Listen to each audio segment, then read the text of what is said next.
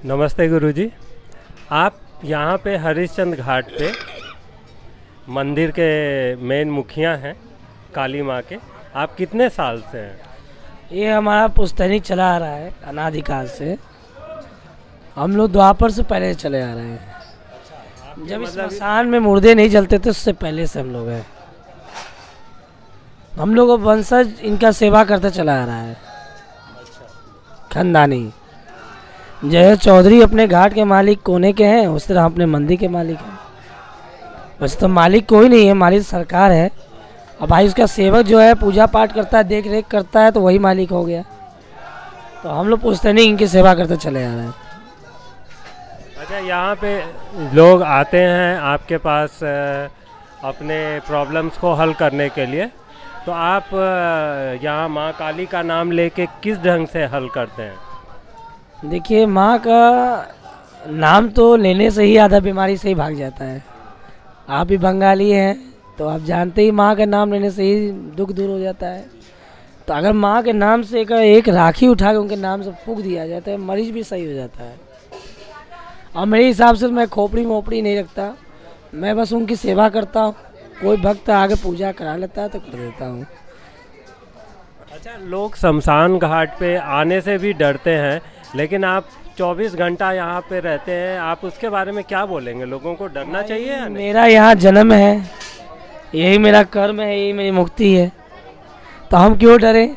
भगवान गीता बोले, हे अर्जुन, जो मुझको पूजता है, काली माता बोलती जो मुझको मानता है, उसके बाद भूत प्रेत नहीं आते, न भटकते हैं। ये तो एक बहुत बड़ी बात बताया कि काली माता का जो पूजा करता है उसके पास भूत प्रेत भी नहीं आते। वो खोपड़ी पे खुद ही राज्य करते हैं बैठ के, खोपड़ी को भी अपने गिरफ्त में कर लेते हैं।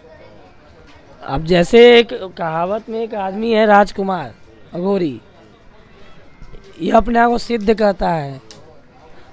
सामने आडंबरी लोग बैठे हैं, उनसे पूछो अगर सिद्ध हो तो ये मैं मोर रखा हूँ, इसको बिना छुए से उड़ा दो तो मैं मान जाऊँ सिद्ध है।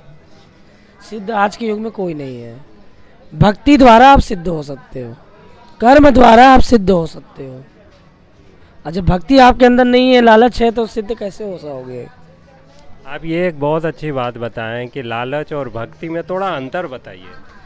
देखो, लालच की मतलब ये है कि जैसे भी गेट है, किसी ने दान किया तो उसके अंदर लालच नहीं था, वो श्रद्धा था।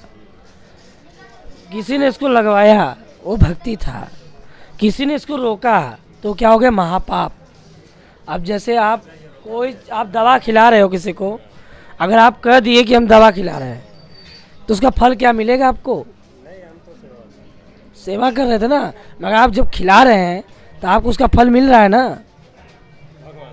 अगर आप कह देंगे मुझे मिल रहा है तो वो फल आपको नहीं मिलेगा, बेकार है, बेकार है।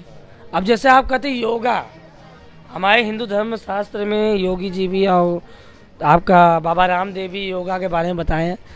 गौतम बुद्ध को भी देखिए योगा ही करते हैं। योगा एक ऐसी चीज़ है कि आप पूरे संतुलन को संभाल सकते हैं। तो जब आप योग के द्वारा आप तंत्र मंत्र हासिल कर सकते हैं। मगर ये लोग क्या समझेंगे, चूतिया आदमी। इनको दिन भर गांजा चाहिए, दारू चाहिए, ये योग है। शरीर का हानि योग है। भगवान ने आपको बनाया है अच्छा चीज़ खाने के लिए, अच्छा चीज़ पहनने के लिए।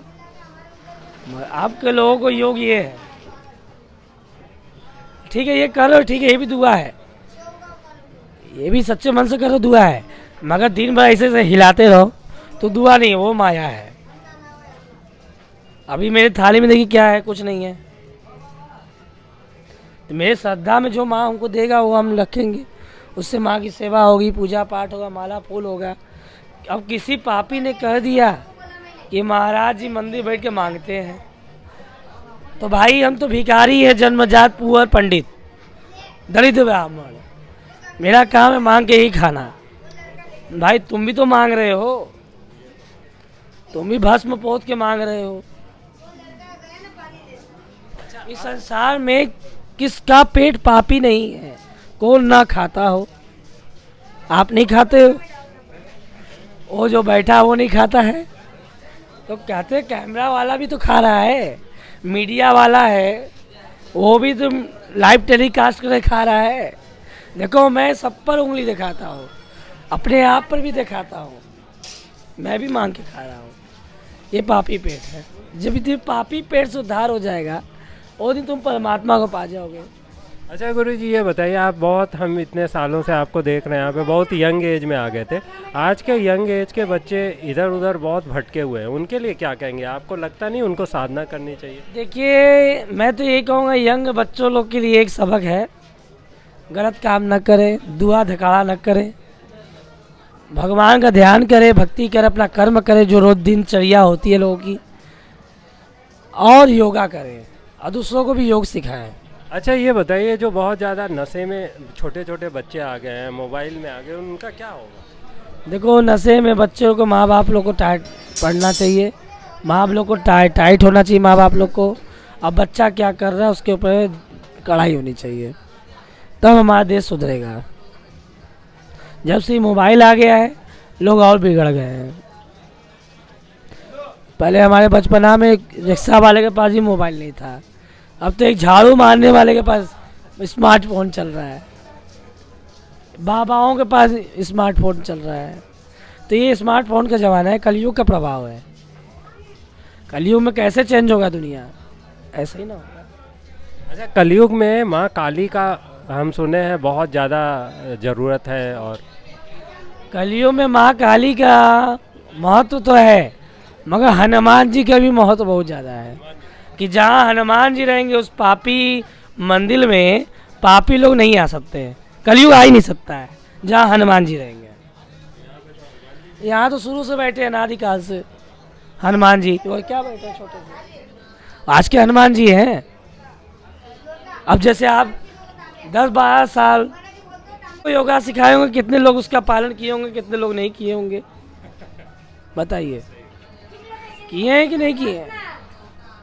कुछ लोग किए हैं तो गुरु माने, ये मेरा कमर घुटना सही हो गया। अब हम करें योगा में शक्ति नहीं है तो आप विश्वास करेंगे नहीं, क्योंकि आपने उस योग को किया है तो आपको उसकी प्राप्ति हुई है। ये एक बहुत महत्वपूर्ण बात है कि आपने साधना किया है तो आपको फायदा हुआ है, और तब आप जानते हैं, इसलिए दूसरा आदमी नहीं जानता। जब आप आते हो सुबह तो आप हमको सुबह 4 बजे भोर में देखिए, हमें योग करते हैं, गौतम बुद्ध का ध्यान, ओम का ध्यान। ओम के ध्यान से संसार चलता है, और ओम से ही डमरू का नाद होता है। ओम से पहले माँ होता है, उमा। तो माँ जो है ओम को पैदा किया, ओम ने माँ को पैदा नहीं किया है। अब माँ के ऊपर जो जन्म बिंदी होता है वो ओम के ऊपर भी है, देखोगे चंद्रमा। त्रिशूल को मोड़ दो तो ओम बन जाएगा, त्रिशूल को सीधा कर दो तो त्रिशूल बन जाएगा। आप पेन रखे हो तो हम आपको दिखा दे बना के इसका अर्थ भी। चीजिया वही है, मगर आज के लवंडे जो है दारू पी रहे हैं, सिगरेट पी रहे हैं, गुटखा खा रहे हैं, तो इसको खाने से क्या होगा, उनका लीवर खराब होगा। दूध खाइए, मलाई खाइए, रबड़ी खाइए, अच्छा चीज़ खाइए।